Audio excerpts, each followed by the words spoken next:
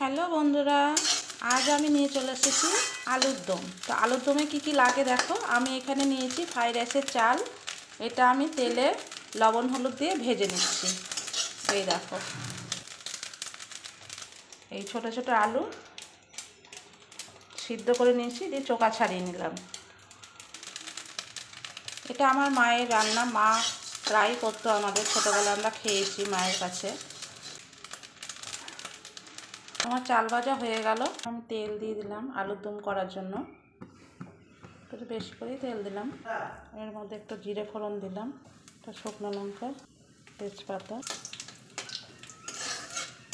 এবার আমি এই যে মশলাটার মধ্যে দিয়েছি আদা, জিরে, ধনে আর শুকনো টাকা। এবার আমি হলুদটা দিয়ে দিলাম। এরপর আমি এর মধ্যে টমেটোটা দিয়ে দিলাম।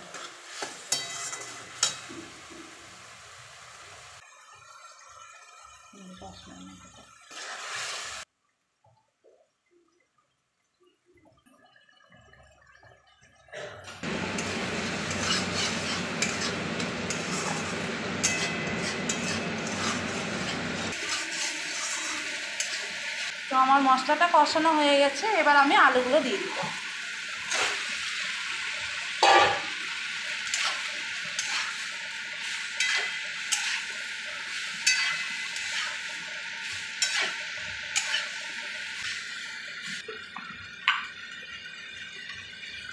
এবার আমি লবণ দিচ্ছি।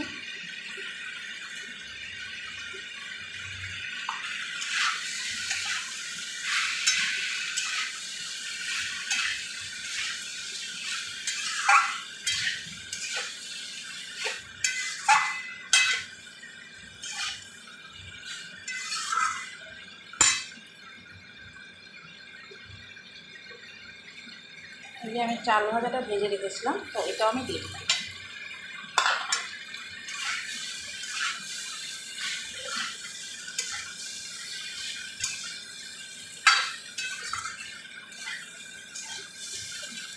আমাদের যখন জমিতে বাবার বাড়িতে যখন আলু লাগাতো, তো এই ছোটো ছোটো যখন আলুগুলো উঠতো, আমার মা কিন্তু প্রায় এই তরকারিটা করতো, তো আমিও করলাম।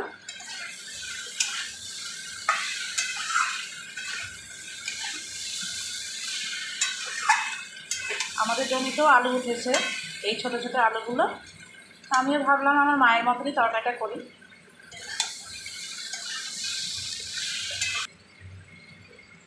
আমি জল দিয়ে দিলাম।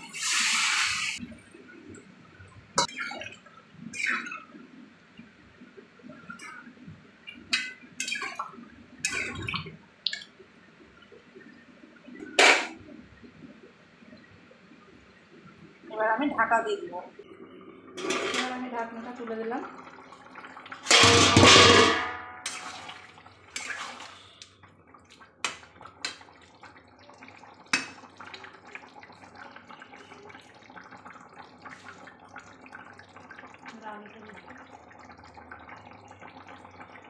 আলুটা আমার সিদ্ধ হয়ে গেছে। এর মধ্যে একটু ঘি আর গরম মশলা দিব। আমার তরকারিটা হয়েই এসছে প্রায়। এই যে আমাদের ঘি, এই ঘিটাই দেবো। এটা ঘি দেখাচ্ছে না, ঘি তো নাই।